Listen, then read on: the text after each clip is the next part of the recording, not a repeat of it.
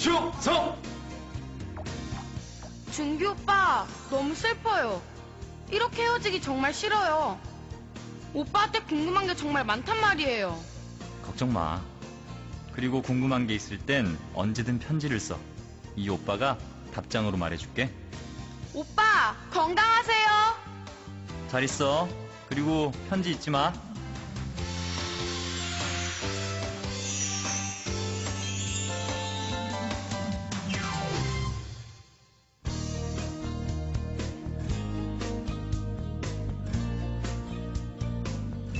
마무리 오른쪽에 선수는 노장 선수고 왼쪽에 판델렐라 선수.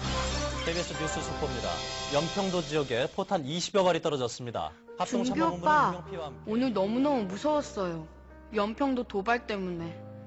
돌아가신 분들과 유가족들을 생각하면 정말 가슴이 아파요. 어쩜 우리나라에 이런 일이 있을 수 있죠?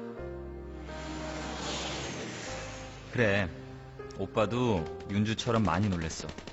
정말 안타까운 일이지. 너도 잘 알겠지만 우리나라는 세계 유일의 분단 국가야.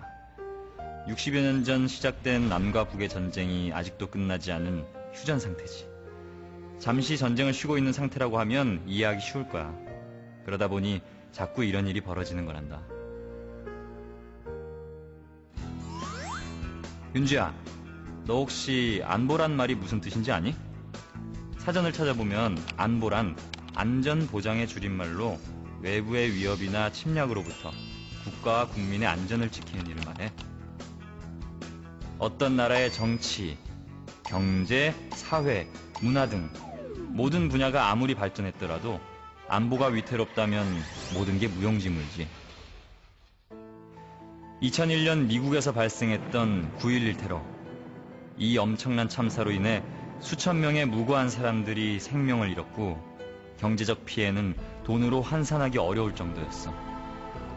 미국인들 가슴에 새겨진 상처는 아직까지 치유되지 않고 있지. 안보는 단지 정치, 군사만의 문제가 아니라 우리 생활 모두와 밀접하게 연관된 생존의 문제라고 할 수 있어. 그렇기 때문에 세계 모든 나라들은 안보를 그 어떤 분야보다 중요하게 생각하고 있어. 그렇다면 우리나라의 안보 현실은 어떤 모습일까? 그 얘기는 우리 청소년들을 위한 똑똑한 안보 전문가 대한이가 설명해 줄 거야. 친구들 안녕. 방금 준기 형한테 소개받은 대한이라고 해. 친구들은 6.25 전쟁이 누가 언제 일으켰는지 알고 있니? 바로 북한 정권이 1950년 6월 25일 휴일인 일요일에 일으켰지. 소련과 중국의 지원을 받은 북한군이 기습적으로 남침을 시작했어. 같은 민족에게 총칼을 겨눈 북한군 침략의 목적은 바로 대한민국의 공산화였지.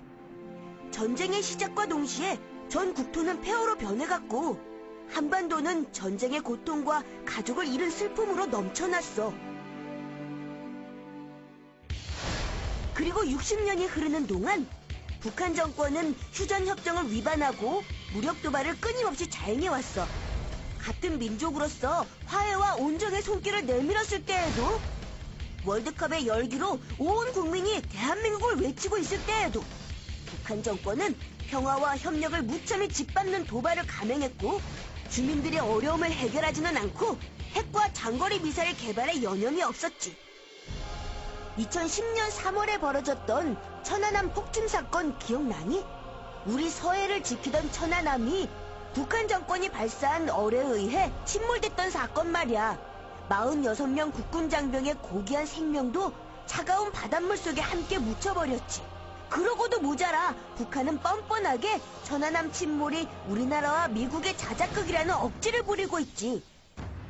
그리고 또다시 8개월 뒤인 2010년 11월 북한은 휴전 이후 처음으로 대한민국 영토를 직접 포격해 군인과 죄 없는 민간인을 살상했지. 지금까지 얘기를 보면 우리의 안보가 아주 위험스러운 상황이라는 것을 알 수 있지. 그렇다면 우리는 이제 어떻게 해야 할까? 친구들, 우리 이제부터 이 문제에 대해 진지하게 고민해보자. 알았지?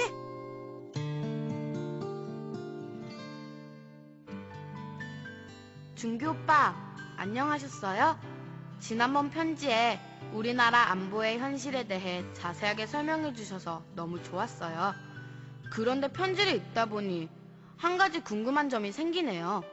도대체 북한 정권은 왜 이렇게 우리를 괴롭히고 도발을 멈추지 않는 걸까요? 정말 궁금해요. 윤주야, 네가 정말 좋은 질문을 했구나. 이 CD를 한번 확인해 보렴. 그럼 왜 북한군이 계속해서 우리 대한민국을 도발해 오는지 그 이유를 알게 될 거야.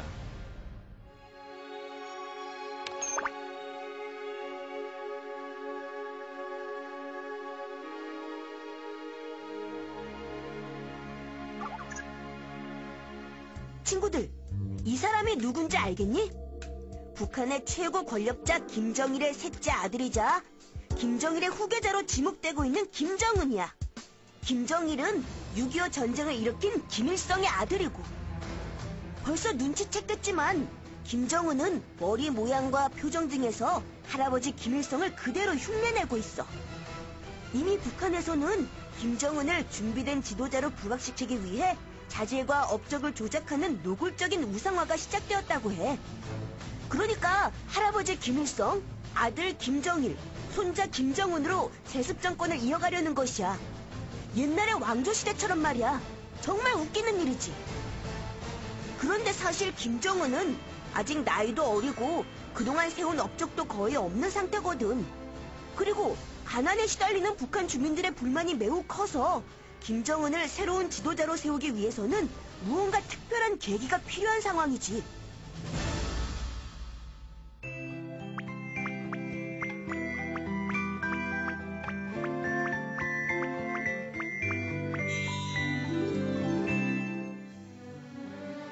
무엇보다 가장 큰 문제는 바로 북한의 식량난이야. 1994년 이후 300만 명에 달하는 북한 주민들이 식량 부족으로 굶어 죽었다고 해. 이미 북한은 지난 90년대 중반부터 사실상 배급제를 중단했어. 현재 배급제 혜택을 받고 있는 북한 주민들은 전체 인구의 30% 정도에 불과하다고 해.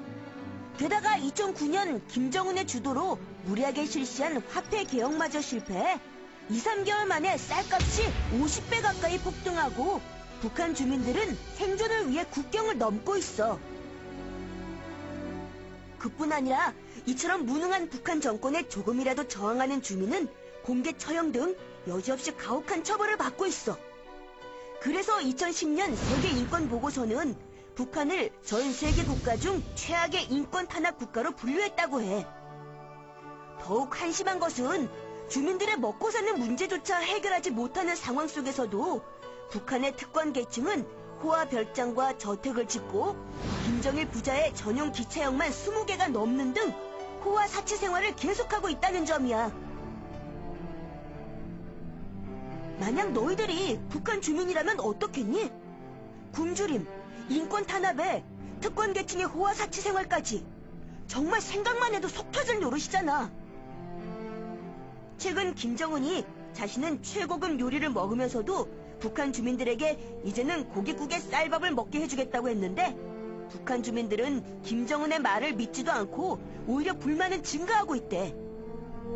바로 이런 상황에서 김정은을 억지로 후계자로 만들려다 보니 어떻게든 군사적 업적과 권위를 북한 주민들에게 보여줄 필요가 있는 거야.